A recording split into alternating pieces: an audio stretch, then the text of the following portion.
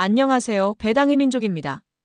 2020년 코로나 사태 이후 전 세계 증시가 오랜 기간 상승하는 모습을 보여주면서 투자에 대한 관심이 증가하고 있는 것을 느낄 수 있습니다.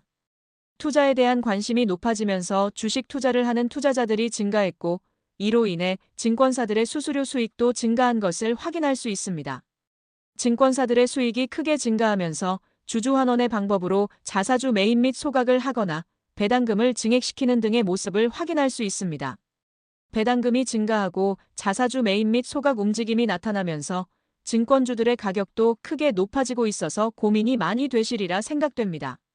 그래서 오늘은 국내 대표 고배당 증권사들의 배당금 전망과 주주환원 정책을 살펴보면서 지금이라도 투자를 해도 되는지 간단하게 알아보겠습니다. 첫 번째는 대신증권입니다. 대신증권은 최소 1,200원의 배당금을 지급하기로 설정한 바 있고, 배당 성향으로는 별도 순이익 기준 30에서 40%를 지향한다고 공시한 바 있습니다. 또한 2026년부터 4천억 원 이내의 비과세 배당을 실시한다는 주주환원 계획을 발표한 바 있습니다. 25년 1분기 대신증권은 전년 동기 대비 영업이익은 크게 감소했으나 순이익은 크게 증가한 모습을 보였습니다. 외환거래 손실과 이자 비용 등으로 영업이익이 감소하면서 우려가 있었으나 별도 순이익은 크게 증가했기 때문에 배당금 지급에는 문제가 없을 것으로 생각됩니다.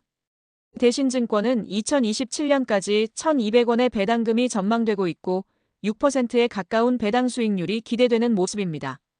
과거에 비해 조금 아쉬운 배당 수익률이라고 생각되시겠지만 대신증권 우선주는 보통주에 비해 가격도 저렴하고 배당금도 50원을 추가 지급하고 있으니 참고하셔서 투자를 결정해 보시길 바라겠습니다.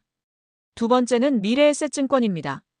미래에셋증권은 2026년까지 지배주주 순이익의 35% 이상을 주주환원하겠다는 방침입니다.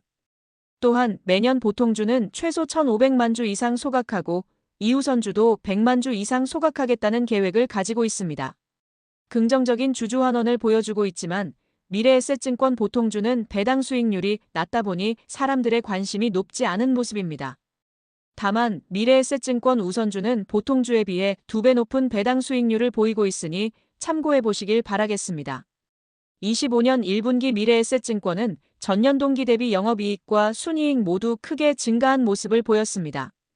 약속한 주주환원은 충분히 이행할 수 있으리라 생각되고 추가적인 주주환원도 기대를 해봐도 좋을 것 같다는 생각을 가지고 있습니다. 세 번째는 NH투자증권입니다.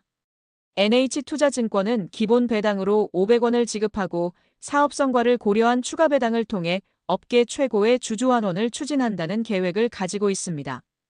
또한 자사주 매입 및 소각을 통해 투자 수익을 추구할 수 있는 기회를 제공하고 자본 효율을 최적화한다고 공시한 바 있습니다. 25년 1분기 실적을 보면 전년 동기 대비 영업이익은 소폭 증가했으나 순이익은 8% 정도 감소한 모습을 보였습니다. 순이익이 소폭 감소했지만 기초 체력이 튼튼하기 때문에 문제는 되지 않을 것으로 보이고 2027년까지 꾸준한 배당 성장이 전망되고 있어서 매력적이라고 생각됩니다.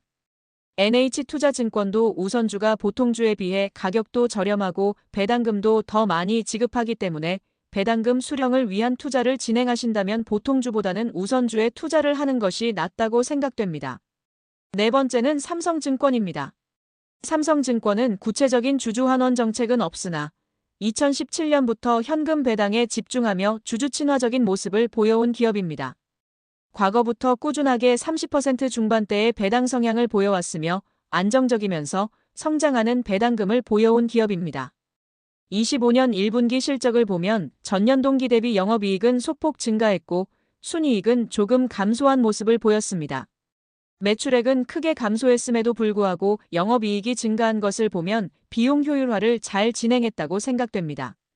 삼성증권은 6% 중반 정도의 배당 수익률이 기대되는 모습이고 2027년까지 배당 성장을 보여줄 것으로 전망되고 있어서 충분히 매력적인 기업이라고 생각됩니다. 다섯 번째는 키움증권입니다. 키움증권은 2025년에는 별도 기준 주주환원율 30% 이상을 유지하고 2026년까지 보유하고 있는 자사주를 모두 소각하겠다는 계획을 가지고 있습니다.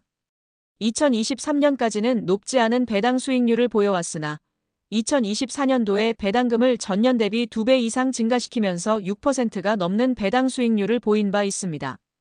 2027년까지도 꾸준하게 배당 성장을 보여줄 것으로 전망되고 있고 5%가 넘는 배당 수익률이 기대되는 모습이라 매력적이라고 생각됩니다. 25년 1분기 실적은 전년 동기 대비 소폭 감소했으나 주주환원에 영향을 미칠 정도는 아니라고 생각됩니다.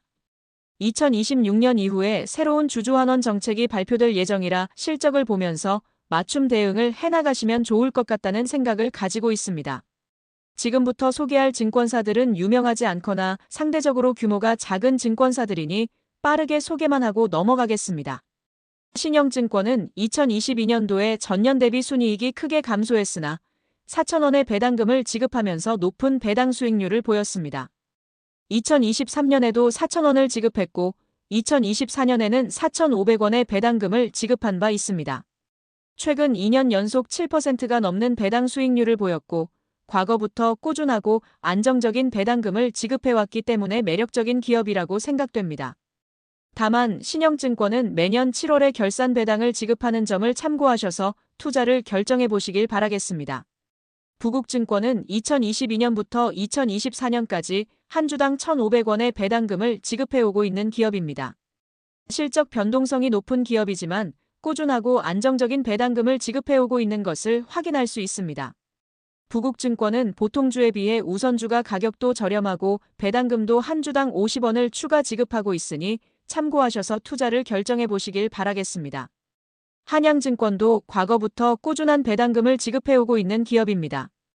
2022년부터 2024년까지 높은 배당 수익률을 보여왔고 2024년에는 배당금을 크게 증가시킨 바 있습니다. 한양증권도 우선주를 보유하고 있는데 우선주가 보통주에 비해 한 주당 50원의 배당금을 추가 지급하고 있지만 우선주 가격이 보통주에 비해 비싸기 때문에 배당 수익률은 비슷한 모습을 보이고 있습니다. 한양증권은 안정적이면서 높은 배당 수익률을 보여왔기 때문에 매력적이지만 매각 얘기도 나오고 있어서 신중한 접근이 필요한 기업이라고 생각됩니다. 유화증권도 높은 배당 수익률을 보여온 기업입니다. 다만 실적 변동성이 너무 높고 배당 성향도 일정하지 않기 때문에 안정적인 기업은 아니라고 생각됩니다. 그래서 개인적으로 다른 증권사들에 비해 매력적이지 않다고 생각되는 기업입니다. 그래도 꾸준한 배당 지급과 높은 배당 수익률을 보여왔으니 추가적으로 분석하셔서 안정적인 투자를 진행해 나가시길 바라겠습니다. 현대차증권도 꾸준한 배당금을 지급해오고 있는 기업입니다. 다만 배당 변동성이 높고 배당 수익률이 다른 증권사들에 비해 매력적이지는 않다고 생각됩니다. 또한 2024년에는 뜬금없이 유상증자를 발표하면서 주주들을 기만한 행동을 보였다고 생각됩니다. 하지만 25년 1분기 실적을 보면 전년 동기 대비 영업이익과 순이익 모두 매우 큰 폭으로 증가했기 때문에 주주 친화적인 움직임을 보여준다면 매력적인 기업으로 변화할 수 있을 것으로 기대된다고 할 수 있습니다. LS증권은 과거 이베스트 투자증권이었습니다. 순이익이 감소하는 흐름을 보이고 있고 배당 수익률도 매력적이지 않은 모습을 보여왔습니다. 25년 1분기 실적도 전년 동기 대비 감소했기 때문에 배당 투자 측면으로는 고려하지 않으셨으면 좋겠습니다. 교보증권은 2015년부터 꾸준하게 배당금을 지급해오고 있는 기업입니다. 2022년에는 배당금이 전년 대비 크게 삭감되었으며 2024년에는 배당금이 크게 증가한 모습을 보였습니다. 과거에는 상대적으로 매력적이지 않은 배당 수익률을 보여왔으나 2024년에는 배당 성향을 크게 증가시키며 높은 배당 수익률을 보였습니다.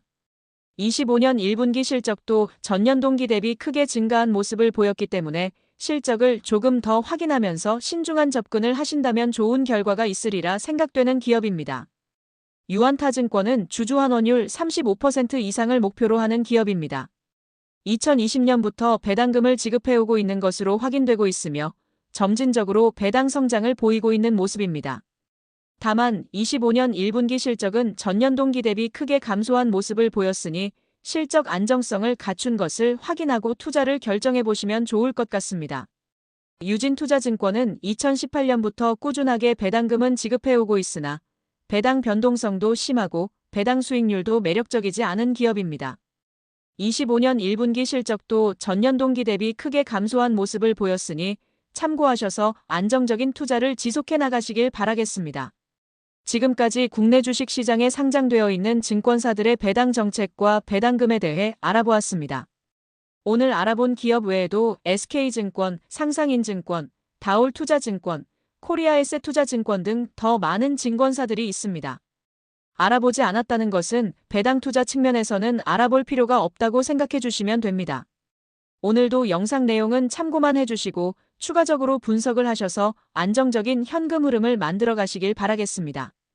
그럼 이상으로 오늘 준비한 영상을 마치겠습니다. 영상 내용이 도움이 되셨다면 구독과 좋아요 부탁드리겠습니다. 오늘도 영상 끝까지 시청해 주셔서 감사합니다.